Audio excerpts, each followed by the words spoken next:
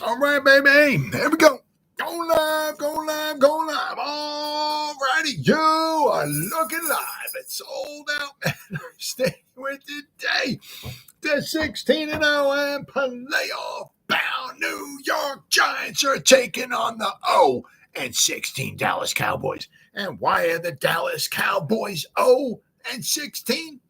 Because they suck. They got smoked in the first round of the playoffs by the Green Bay Packers because they suck.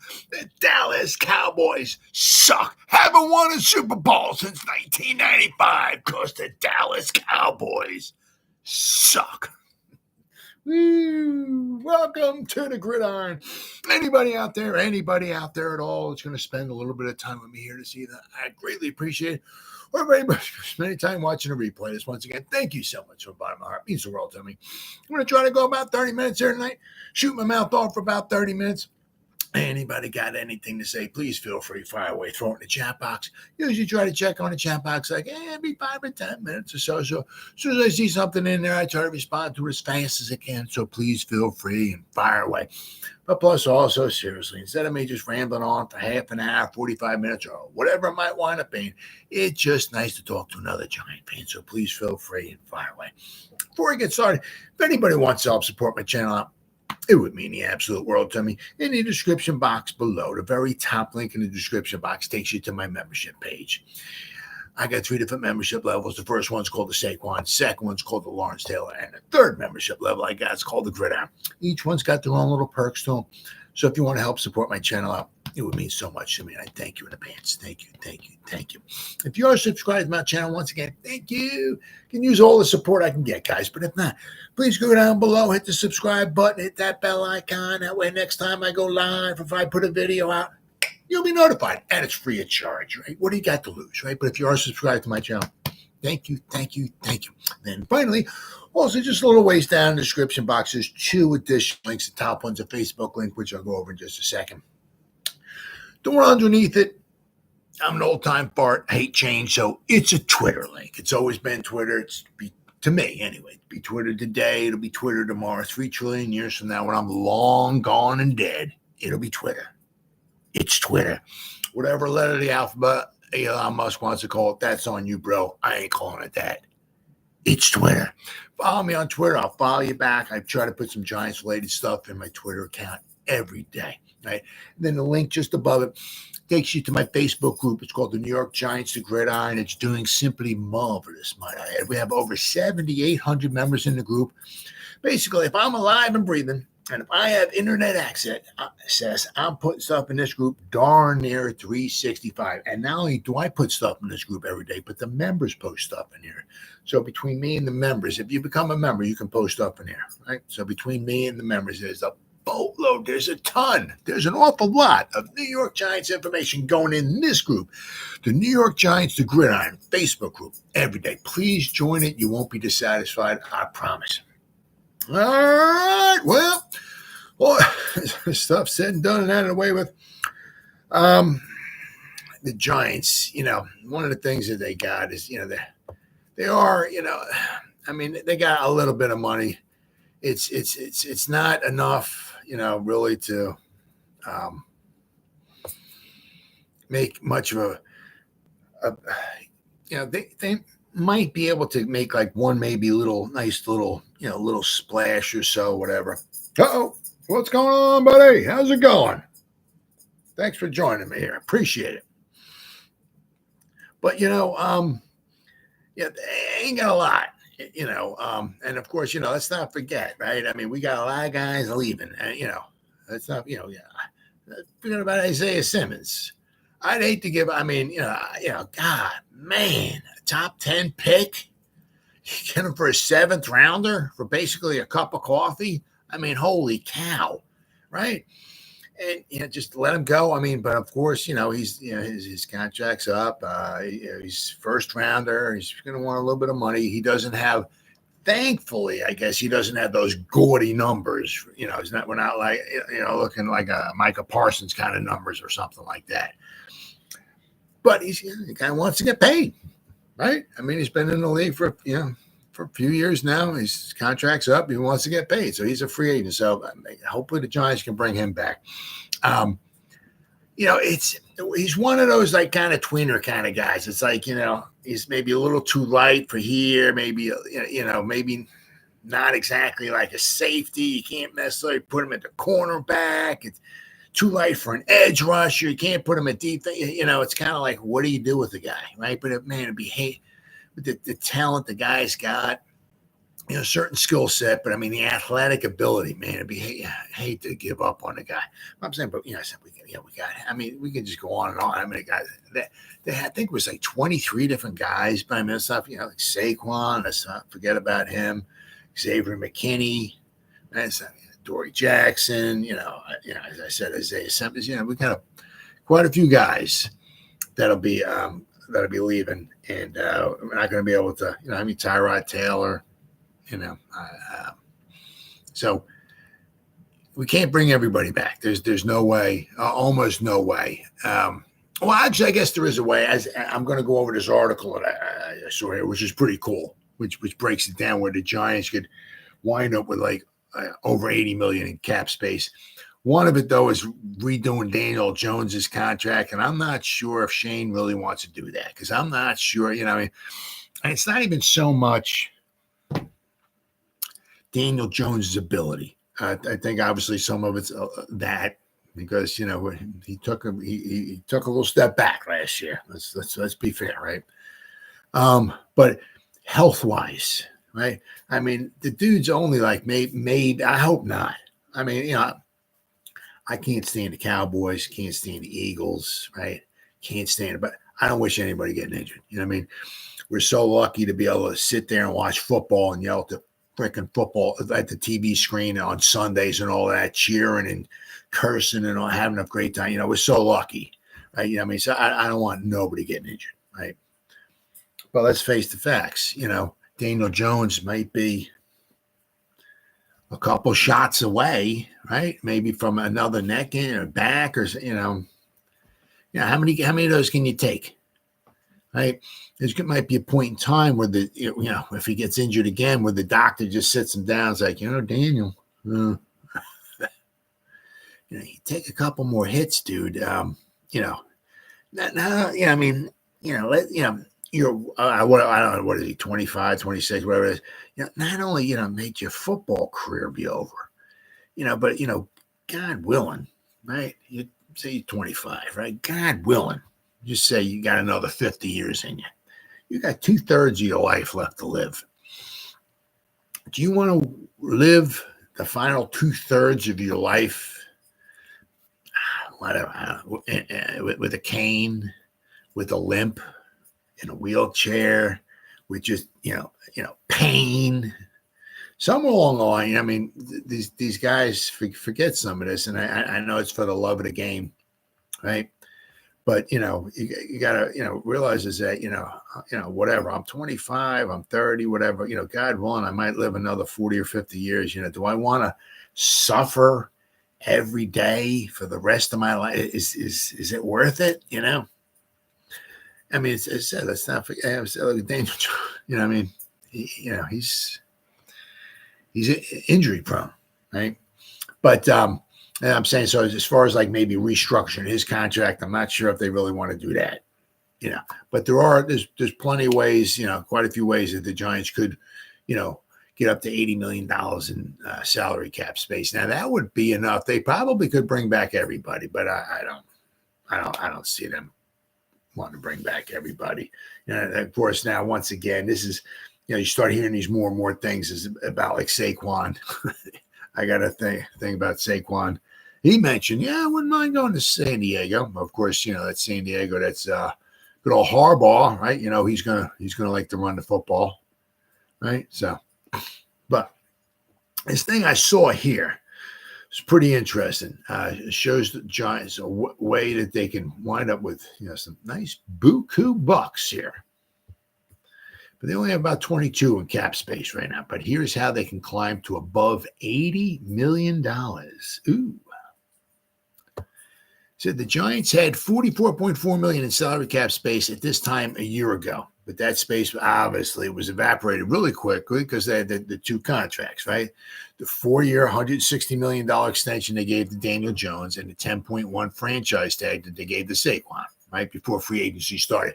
Now, let's not forget, you can do a lot of things with Daniel Jones's contract, right? You give him, some signing bonus, and you can break that up over the course of the contract and all of that and everything. So you can take that cap bit, bring it down a little bit and all that. But with Saquon at 10.1, that's coming right off. There's no, we'll give him a signing bonus and we'll break it down and we'll give him a void year and we'll do that. No, nope. That 10.1 coming right off, right? Then on top of that, they had some incentives too, which he was able to, able to try to meet. But unfortunately,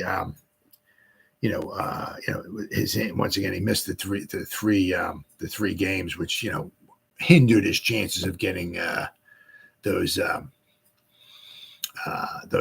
bonuses.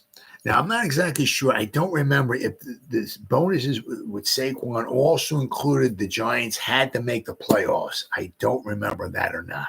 But the Giants have as I said, I was saying in this article, they had $44 million this time last year. The Giants have about half as much cap space this year. Now, next season, they should be far better, okay? But they don't figure to make enormous internal commitments in the coming weeks, so they should have plenty of room to maneuver in free agency. Here's an overview of the Giants' salary cap situation 5 weeks before free agency starts, which begins on March 11th. Dude, is it unfreaking just 5 weeks and we got free agency starting? It's like, holy cow. It's freaking amazing, right? Because you got a couple weeks, right? Then you got the underwear Olympics, right? You got the combine. And then right after that, you got free agency. Then, of course, you got free agency. You have some, the free agency frenzy will be for the first couple weeks, especially the first day or the day before. You get these reports, so-and-so signing or is reportedly signing with, but so you have a couple weeks of free agency frenzy. Then it dies down a little bit until the draft. And then after the draft, right, then you have maybe some more free agents going and everything. But it's unbelievable the way. That's what I like about what the NFL's done. The game is like, you give me like a little bit of a bone every month. Like you got January, you got something, February, you got something, March, April, May with the mini camps and all that. And like in June, you got from like the middle of June to middle of July. You got like 4 weeks. You got like about a month where there's probably not much going on there. But all right. All right, let's see here. So here's how. All right, cap space, 21.8, which is projected. The Giants have the 17th most cap space in the league, according to Over the Cap's projection. Carryover cap space, 2.5 million. The Giants carried over 2.5 million from 2023 after being tight against the cap last year. Yes, they were. But, that's one of the nice things is that, which I like it. It's not like use it or lose it. If you have 4 million, 5 million, whatever left over, that comes with you. That's cool. I like that. I do like that. Fortunately, I do have some dead money, but it's 17.5. So it's kind of coming down, but of course, a lot of it is Leonard Williams. Out of the 17.5 dead cap, 10.6 is Leonard Williams. Okay. Then you got the void years on Adoree Jackson was at $3 million, Ashawn Robinson 2.1, and Tyrod Taylor 1.4. So looks like they have 17.5 in dead cap money charges, but it's like 4 guys. All right. Potential cap casualties. Okay, we got Mark Lewinsky. Now, if we let him go, we can wind up saving about $4 or $5 million. I think the Giants are probably going to wind up letting him go. Now, they got here, once again, they got Darren Waller. I don't see that happening, but hey, you never know. You do know that there's a very good chance Darren Waller, you can almost pencil it in. Darren Waller will miss X amount of games this season, whatever it might be. 4, whatever you think it's going to be, 5, 3, 6. Because, the way he is, it's not getting no better. Okay, it's not getting any better. There's going to be, they're going to try to bubble wrap him, this, that, and the other thing. And week 1, he'll pop up on the injury report with a hamstring or something. He's going to have the hamstrings. It's guaranteed. Death, taxes, and Darren Waller with a hamstring issue this upcoming season. Write it in. The Giants could create $12.4 million in cap savings while eating $8.9 million in dead cap money if they cut those 2 players. Cutting Glowinski, $5.7 million cap savings, $1.5 million in dead cap money is a near certainty. Yeah, I would be rather shocked if they kept Glowinski. I mean, as I said, they have we got McKeithen and Ezeudu coming back. I would be shocked, especially because they can save almost $6 million by cutting Glowinski. Yeah, that's a nice amount of chunk change right there. Almost $6 million by cutting one guy. Okay. Potential restructures. Okay. Now this one, I don't see this happening, but Daniel Jones, right? I don't know if they want to try to kick the can down the road with Daniel Jones. Especially at before the season starts and all of that, because they said they don't know what his health is going to be like. And even when he does come back, with his ACL, it might take him a year or so just to get back into where, he's as good a shape as he had been in the past. And they're still not, what they saw last year, obviously we had an offensive line that was a freaking sieve, but what they saw with him behind that offensive line was not pretty, right? So I'm not sure if they're going to want to restructure him and, because I'm not so totally sure that they're going to be keeping him for the long haul. Now, they have to keep him for 2024, but if they get rid of him after 2024, they could save themselves about $20 million, I think it is, in 2025 if they were to let him go. All right. So potential restructures. Daniel Jones, is it Dexter Lawrence, Andrew Thomas? Okay, so Dexter Lawrence and Andrew Thomas, I could see that. Bobby Okereke, I could certainly see that. I said Darren Waller, that's possible. But I said guys that have like these injury and all, I'm not exactly sure if they really want to be doing that, right? Because, if Waller winds up, something starts going bad once again with the hamstrings and he winds up missing a bunch of time this year, I don't know if they're going to want to restructure his contract, kick money down the road, kick the can down the road, and after next season, they wind up letting him go, right? You do know that, Dexter Lawrence is here until he retires. Andrew Thomas is here until he retires. And Bobby Okereke is going to be here probably for 4 years. Unless something, God forbid, he winds up getting a major injury or something like that. But I'm sure Bobby Okereke is going to be here for at least 3 more years, right?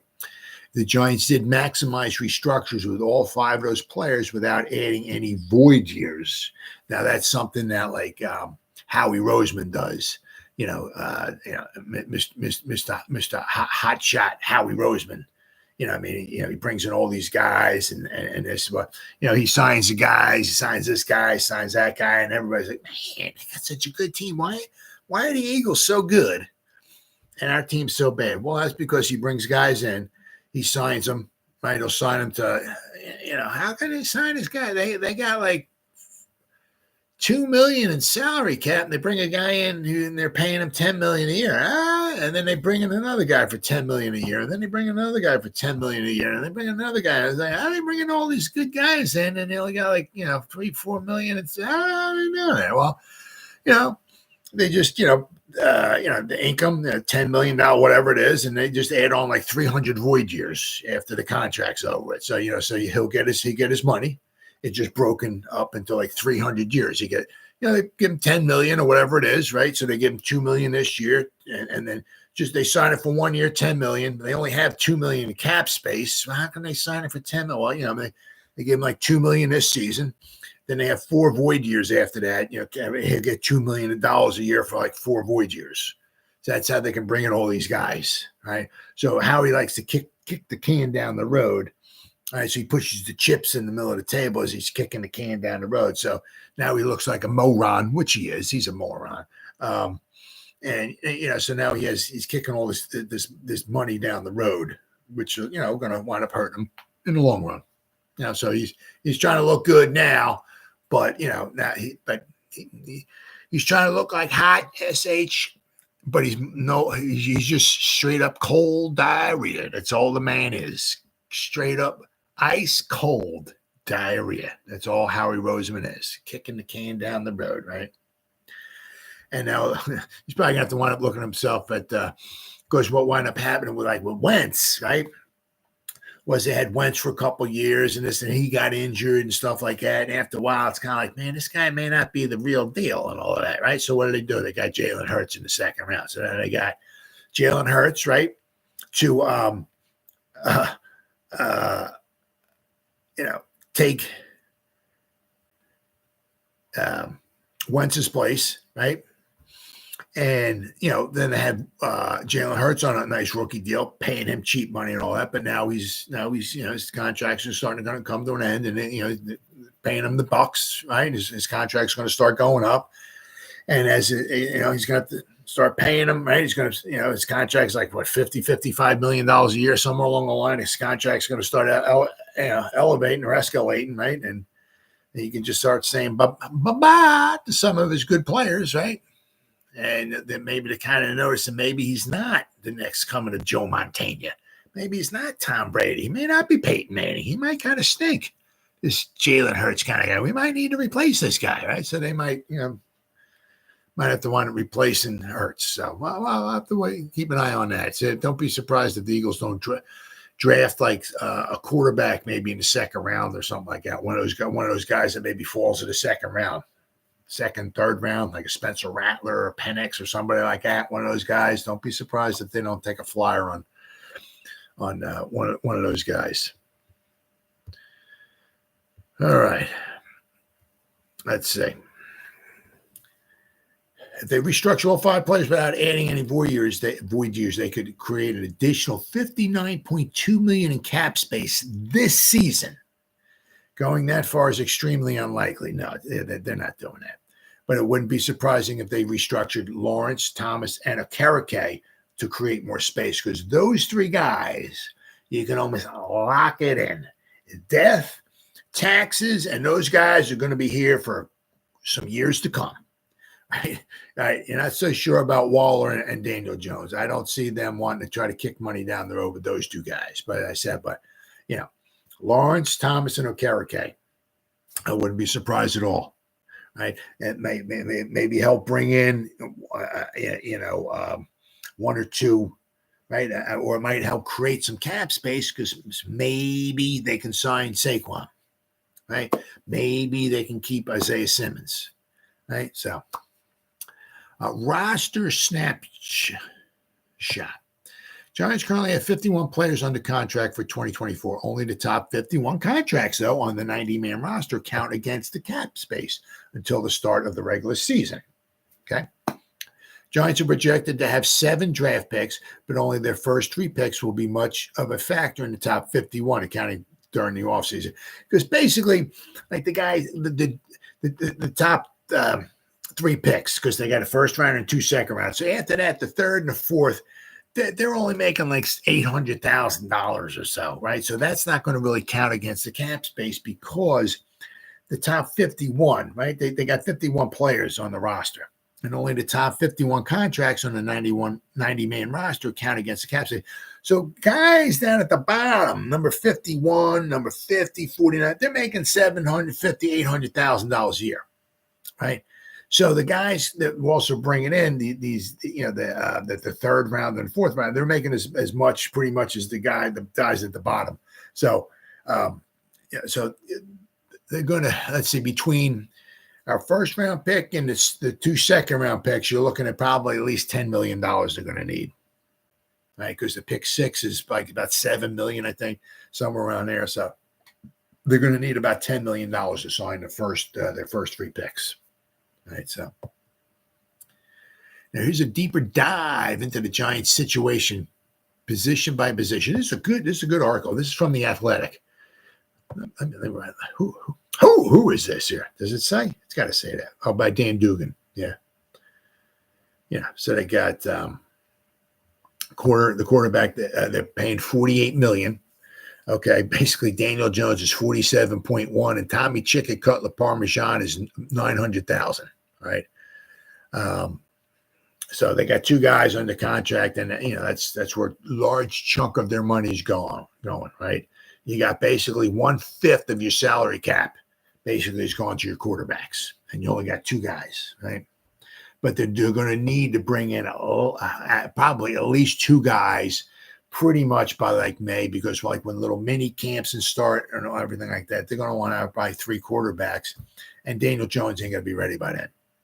So they're going to have Tommy Chicken Cutler Parmesan, and they're going to need like probably these two other guys. So whether it's like, an undrafted free agent, you bring somebody in, you draft somebody, maybe, I was kind of hearing things, but maybe they bring back Tyrod. The only thing is, I've said this so many times, I love Tyrod to death and all. I'm so happy he was on our team.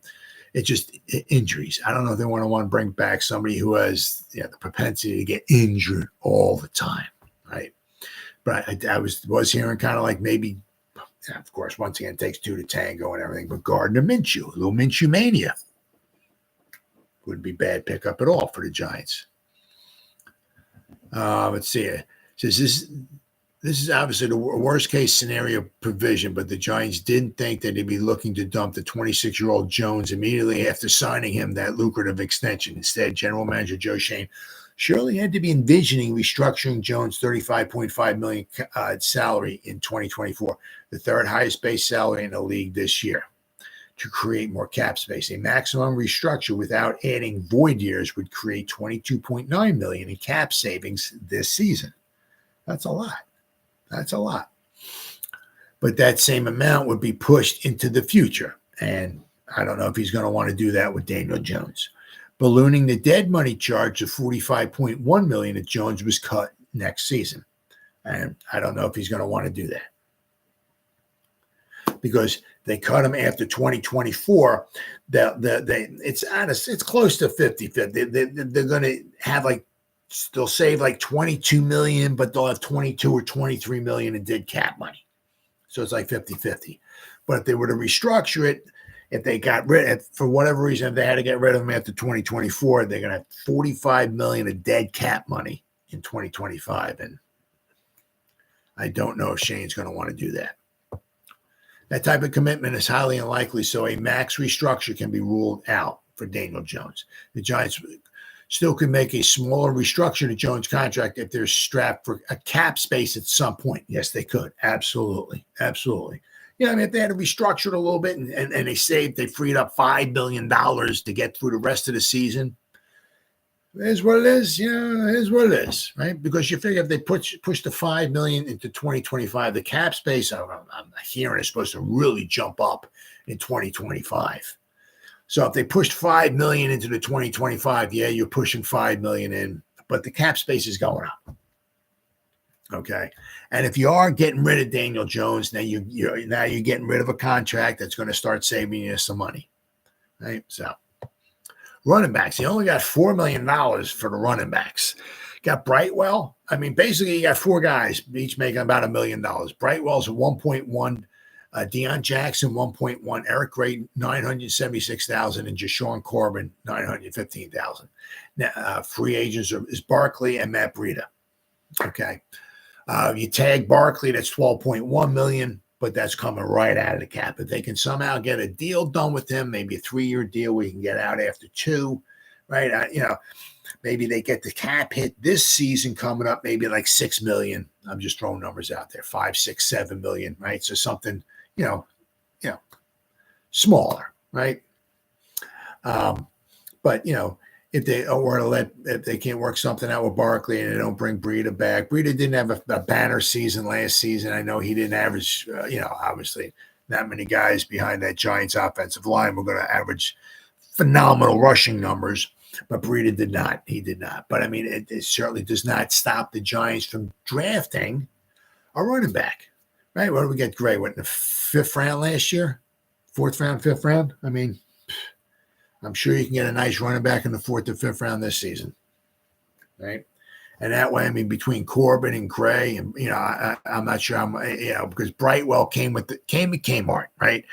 When Shane and Dable were here, Brightwell came with the store, right? So I'm not sure if Brightwell is going to be here, much longer. But I said, I mean, the Giants were to draft somebody in the 4th or 5th round, right? Yeah, you'd have Gray. You can draft somebody this year. Maybe you can draft another running back next season. You got 3 3 nice running backs. Right. Let's see. Wide receiver. Once again, I mean, only got $13.8 million going out to the wide receivers. Darius Slayton's at 7.8. Wan'Dale Robinson 2.2. Hyatt's 1.3. Bryce Ford Wheaton, don't forget about him, $922,000. And Dennis Houston, $795,000. And Chase Cota, $795,000. All right. Free agents, though. Gunnar Olszewski. Let's hope we can find a way to get that guy back in here. I mean, he's not going to give you much as far as wide receiver production, but punt returning, man, he just kind of smoothed that out once he got back there. And let's not forget his touchdown run against the Rams, right? So let's hope we can bring. It would be so nice to have, somebody that you got your punt returner back there, and maybe he's not going to break one every game in this, but you kind of, it's not like how we were like last season, right in the beginning of the year. Oh, Eric Gray, okay, he's going to be our punt returner today. He's going to get 5 punt return opportunities. How many of them is going to muff, right? What's he going to do here? Well, how's he going to screw this up? Oh, we're going to put Sterling Shepard back there. How many is he going to muff? That's all you're worried. That's all you're thinking. Is he going to muff this punt? Is he going to muff that punt? But you put a Gunnar Olszewski in there, it's like, all right, man, you ain't worried about that, right? Paris Campbell, yeah, he's gone. I'm sure Sterling Shepard's gone. But Isaiah Hodgins, it would be nice if we could bring him back too. But I mean, I'm 13.8 to our wide receivers. I mean, there's teams out there that are paying $30 million for one wide receiver, and we're paying 13.8 for 1, 2, 3, 4 for 6 of them, right? But once again, that also kind of shows you what? We don't have a dog, right? We need a dog. Giants have an exceptionally cheap wide receiver core since they have the reliable Slayton, whose $6 million average salary ranked 40th in the league last season, and a pair of day 2 picks under contract with Wan'Dale Robinson and Jalen Hyatt. Right. Let's see here. Well, we got tight ends. Yeah, it's not bad. Darren Wallace, $14.5 million. Okay. Daniel Bellinger, 1.2, Adoree Jackson, 1.1, and free agent Lawrence Cager is a free agent. So, right.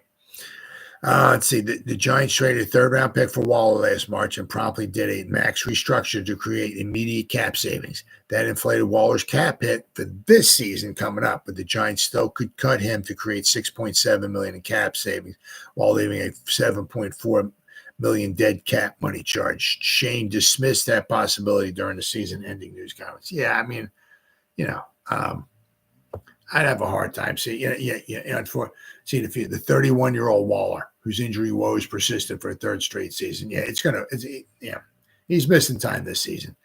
Pencil it in. It is what it is, right? But you do know is that when he can get on the field and stay, he can give you some production. Now, I said, is he going to give you 1,000 yards? No, because he's going to be injured. Unfortunately, he only had, I believe, the 1 touchdown last season. So, but right, he, and maybe not even so much a threat. What he is the possibility of receptions, right? If you need them or what, right, on whatever 3rd and 6, something, apparently he's not going to go off like he used to at times when he was with the Raiders, but you can rely on him to get some production for you. That's for sure. Now, relying on him to hopefully get you some production, this, that, and the other thing, is that worth $14.5 million? No, but it is what it is. The offensive line, we have $45.5 million for offensive line. Andrew Thomas is half of that, 23.7. Mark Lewinsky, 7.2. So that almost kind of, makes you think he's a goner. But so we got quite a few guys, right? Evan Neal, 6.7. Joshua Zudu, 1.5. John Michael Schmitz, 1.4. Marcus McKeithen, 1.1. Joshua Miles, Jalen Mayfield, Yadni Kajust, and Jimmy Morrissey. They're all at $985,000. So we got some guys. 1, 2, 3, 4, 5, 6, 7, 8. So we got 10 guys. As I said, we probably want to let Glowinski go, but that still give us 9 guys. Now, the free agents, Tyree Phillips, Ben Bredesen, Justin Pugh, Matt Parrott, Shane Lemieux, bye-bye, Shane Harlow, and J.C. Hassenauer. Now, I wouldn't mind. I wouldn't be upset if we brought Phillips back and Bredesen back. Right. Shane's easiest cap decision of the offseason will be cutting Mark Lewinsky to create $5.7 million in cap savings while leaving a $1.5 million dead cap charge. Right. So the 3-year deal, the $18.8 million contract that Glowinski signed in 2022 was already really viewed as a 2-year deal. Yep. Thomas is an ideal restructure candidate. The Giants last July signed the 25-year-old to a 5-year, $117.5 million contract extension that runs through the 2029 season. So there's plenty of room to move money around. Absolutely. Thomas has a $14.2 million salary in 2024 plus $5 million roster bonus that's due on the 5th day of the league year. Giants could create $14.4 million in cap savings with a max restructure. The max savings would be $10.4 if they don't do it before the roster bonus is due. That seems like a no-brainer since pushing $14.4 million into the future of Thomas's monster deal, which features salary guarantees through 2026, will barely be felt on the cap. So, but I said, I mean, they're talking, 14.4 in caps. I mean, so you're looking at that. If they do something with that, and then you're figuring Glowinski, those 2 guys, that's $20 million right there. 2 guys. That wouldn't be bad, right? I mean, you can certainly bring in some free agents with that. Let's see here. The defensive line's $30.4 million. Now, of course, that went down, right? Because, big time because Leonard Williams is no longer here. But Dexter Lawrence is at $22.1 million. Nacho is at 4.3. DJ Davidson 1.1. Tommy Horn 985. Jordan Riley 936. Ryder Anderson, don't forget about him, $915,000. Now, free agent would be Ashawn Robinson. Now, he was toward the end of the season. He was really doing a good job. You're not going to get much as far as in sack production, but he was doing pretty good as far as the tackle production, right? And with Bowen coming in, being good again, and his defense is being good against the run, Ashawn Robinson could be an ace in the hole there. I mean, we have Ashawn and you have Sexy Dexy in there. That may not be bad. That might really, really help the Giants with their run game, their run defense. Lawrence is another obvious restructure candidate. He has a $16 million base salary in the first year of his 4-year, $90 million extension he signed last May. A max restructure without adding void years would create $11 million in cap savings. So if you're looking at Andrew Thomas, Glowinski, and Sexy Dexter, you're looking at about $31 million in cap savings. Which you figure, I said the Giants are what, 22, I think they said. So you got between 22 million and the savings here. That would put them up over 50 million with 3 moves. That would put them up over 50 million in cap space, which would be really nice. So if they sign their draft class, that would give them over 40 million in cap salary, right? Cap space. Of course, you don't want to, you're not blowing it all before the beginning of the season, but I mean, then that would give them, like 30 million or so to play with, right? Let's see what we got here. The outside linebackers, 13.8. Kayvon Thibodeau is 8.5. Azeez Ojulari is 2.2. Now, you're not sure this might be Aziz's last season with the Giants.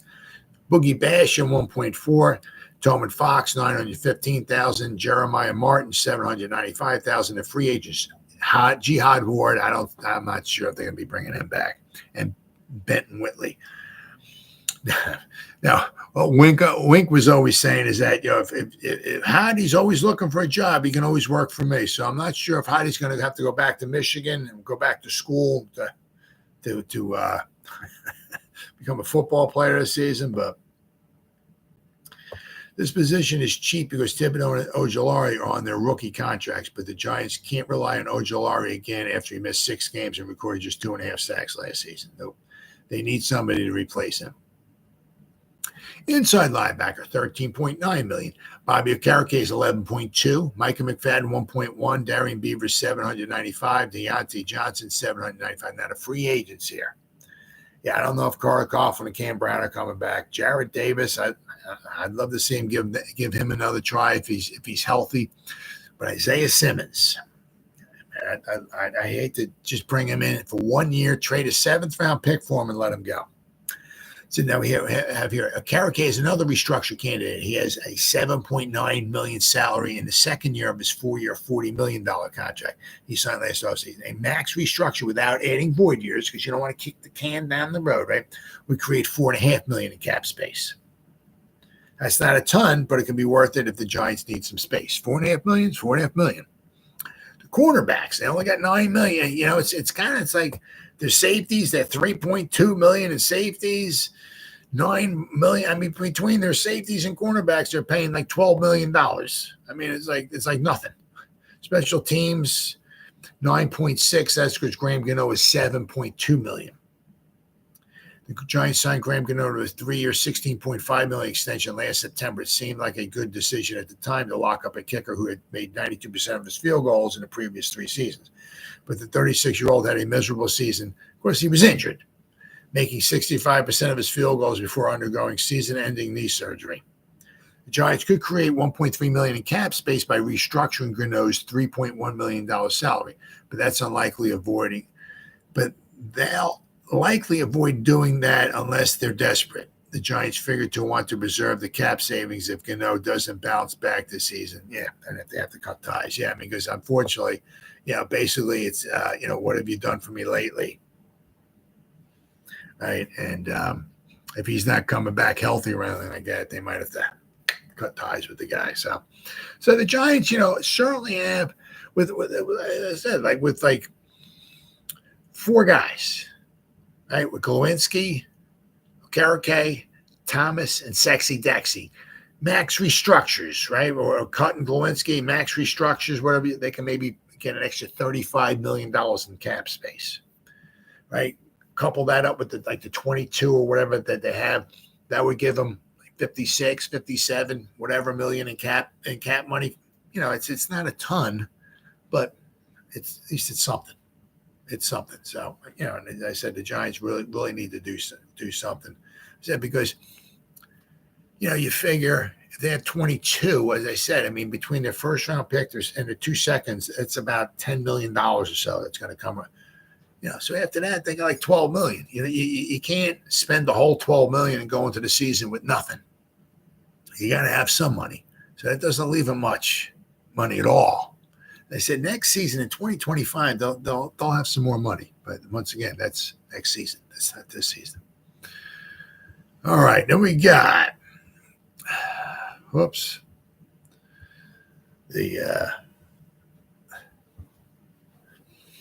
seeing this Saquon to the Chargers. Of course, he was the one that brought this up. He said Saquon Barkley would be against joining the Chargers now because he knows that, the one nice thing. Now, obviously, once again, there is no guarantees in life, of course, but you do know Harbaugh is a winner wherever he's gone. He went with the 49. I mean, he was a winner at Stanford. San Francisco, right? Michigan won a championship for Michigan, right? So there's a good chance he's going to start turning things around there in San Diego. And, he's got Herbert, obviously the quarterback, but, Harbaugh does like to run the football. And, if he wants Saquon, if they got the money, right? Saquon said he wouldn't be against going to San Diego. So the Giants star running back Saquon Barkley is likely to be a top target should he hit free agency next month. One of the teams that will potentially be interested in his services is the Los Angeles Chargers, who will be aggressive going forward now that Jim Harbaugh is the head coach. During a recent appearance on Up and Adams with Kay Adams, Barkley admitted that he wouldn't be against joining the Chargers. I've got nothing but respect for Coach Harbaugh, Barkley said. I'm a big fan of Justin Herbert. I think he's one of the best quarterbacks in the NFL. But hey, if the opportunity was able to present itself, I definitely wouldn't be against it. Giants have had a chaotic offseason, but that hasn't deterred Barkley from stating he wants to stay with the team. But many experts expect the Chargers to rise quickly under Harbaugh, who is known as a turnaround specialist. Barkley is seen as more of a fit for Harbaugh's offensive style than the current star back, Austin Eckler, who will likely not be re-signed in free agency. The Chargers have suddenly become a favorable free agent destination, a mixture of location and winning culture, who hold the 5th overall pick in this year's draft, one spot ahead of the Giants, and are not in need of a franchise quarterback. Yeah, so they can get themselves, if they want to tackle, maybe somebody to protect Herbert, or they can give Herbert a nice little toy to play with, right? One of those fantastic, it won't be Marvin Harrison Jr. You're going to probably almost guarantee that. He might slip. Who knows that far? But they do take themselves a wide receiver. They bring in Saquon. They get another target to throw to. Who knows? Harbaugh will most certainly add focus and upgrade the performances of the special teams and defenses while bolstering the personnel around quarterback Justin Herbert. Meaning, like also, as I said, like in the first round of the draft, grabbing one of those top wide receivers. Adding Barkley would also be a nice start, he said here. So, I have to wait and see. Just have to, who knows? But then I saw this. It's like, I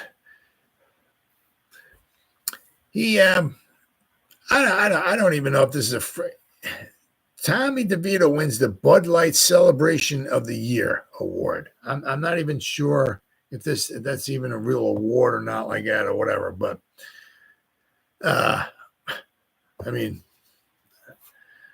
the award was not DeVito's only turn in the spotlight on the night. NFL Honors host Keegan-Michael Kay did a skit with DeVito playing on the rookie quarterback's name, which is the same as actor Joe Pesci's character in the Martin Scorsese film, The Goodfellas.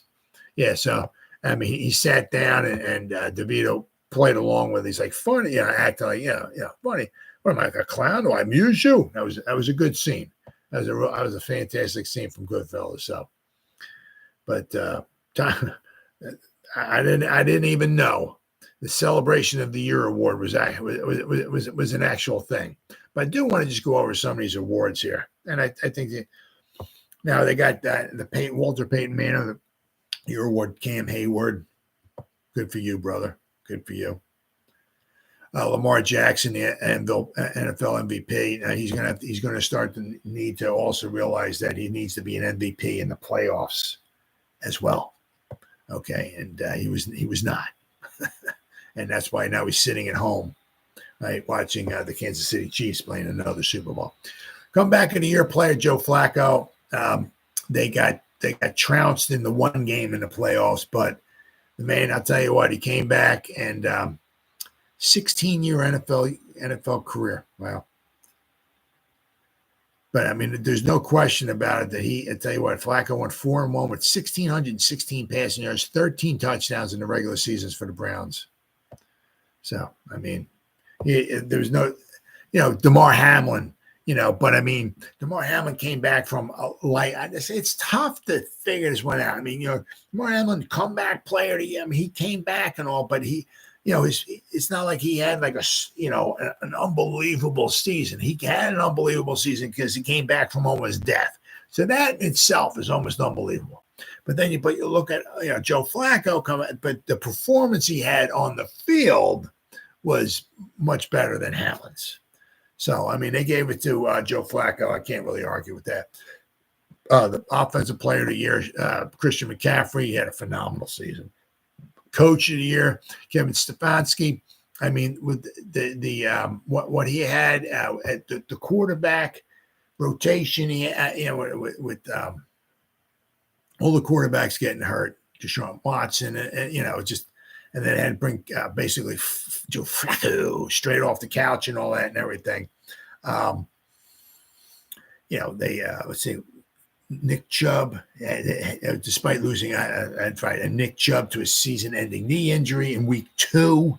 Watson also being knocked out around mid-season with a shoulder injury. The Browns managed to secure just their second playoff berth in 2 decades with 11-6 record.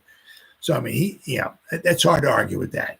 I mean, it's really hard to argue. I mean, because you look at Campbell, what he did, but Goff was there the whole season, right? I mean, I'm sure the Lions had some injuries and all that, but they had their star quarterback. They didn't have to go through their 13th-string quarterback to do what they did, right? So, Campbell would have been a very good pick here as well, but they gave it to Stefanski, as I said, especially because they made the playoffs. Their defense was freaking unbelievable this past season. But what they were able to do on offense and get into the playoffs and all that thing with Joe Flacco, I think was like with their 3rd or 4th quarterback of the season, was rather remarkable. Defensive rookie of the year, Will Anderson Jr., good pick there. Can't pick that. Can't. Right. NFL Defensive Player of the Year, Myles Garrett. What a freaking nature that dude is. He had a great season. Now, they do kind of compare here a little bit, because what TJ Watt had 26 more tackles than Garrett. He had 15 more solos. He had 5 more sacks. He had 13 more pressures. He had 2 more quarterback hits, 2 more tackles for losses, 2 more fumble recoveries. He had 1 more interception. He had 5 more pass deflections, and he scored 1 touchdown. They gave it to Garrett, but it is what it is, right? I mean, Garrett had a great season. Rookie of the Year, C.J. Stroud. Yeah, what a phenomenal season. I'll tell you, he did some phenomenal things there with the Texans. Hopefully they got themselves a quarterback of the future, and they can relax now, knowing they got him, and they can just try to build a team around him going forward. So he had a phenomenal season. Can't argue with that. Then the NFL Assistant Coach of the Year, Cleveland Browns Defensive Coordinator Jim Schwartz. I mean, my goodness. I said, I mean, unbelievable. The defense they had this season was just unbelievable. Let's see. The Browns essentially went wire to wire in the regular season as the league's #1 defense in total yards, 270 yards a game given up. That's nothing. Third down efficiency, 29% third down efficiencies given up. What unbelievable. Passing yards allowed, 164 yards a game passing yards allowed. Those were significant improvements over the previous year when they ranked 14th in total yards, 19th in third down efficiency, and 5th in passing yards. I mean, and they gave up basically like 105 yards a game rushing the ball. So, I mean, what a defense they had. Unbelievable. So congratulations to those guys. I can't really argue with any of that stuff. And then finally, it looks like Wink Martindale is going back to school. Harbaugh went to the Chargers. I think it says in this article he took his defensive coordinator with him. I mean, after the musical chairs, Wink's walking around musical chairs with Bill Belichick, and he's walking around with Mike Vrabel and walking around with some other guys. Well, as the music was playing, these other guys got jobs, and there was like a couple of chairs left. And when they turned the music off, Wink went to sit down, and he didn't have a chair to sit on, right? So there's nowhere for him to get in the NFL to go, right? So somebody's got to take him. So he's going back to college, but he's going back to a good, obviously a good university now. Harbaugh is not there anymore. Be interesting to see how much the Wolverines fall.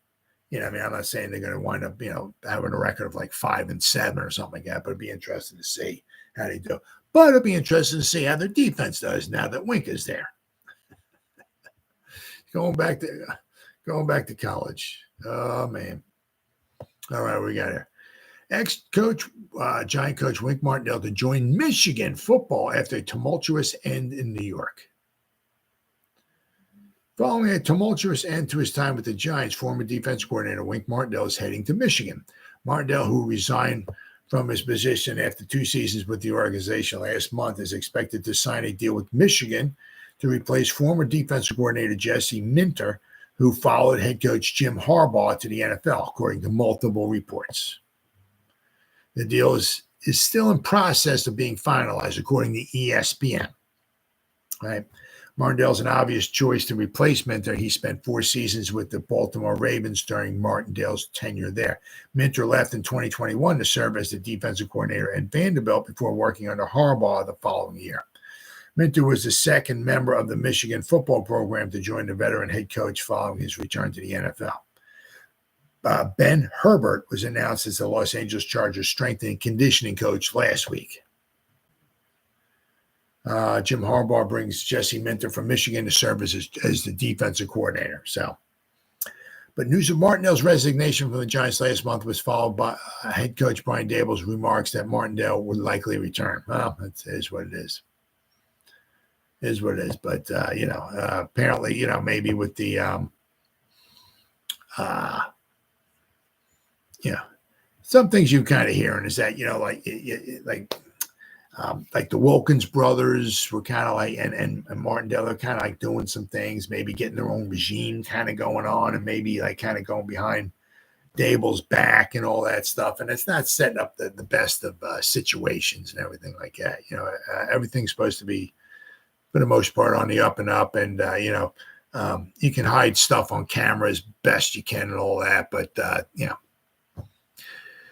stuff like that starts simmering and everything. And after a while, things start to boil over, and especially with somebody like Martindale, also like with the Brian Daboll too, who's very, very obviously explosive. So it is what it is. But hopefully now we got Bowen in there. Hopefully they can get a better relationship going, and hopefully things settle down a little bit. But I wish him. I like Wink. I wish him nothing but the best in Michigan.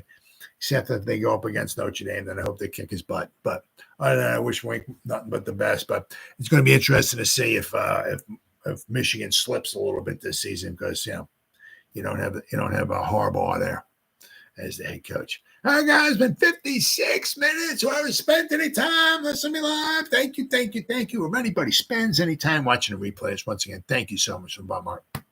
Thank you. It means the world to me. As always, you guys stay safe out there, and go Giants. Woo! Oh, yeah.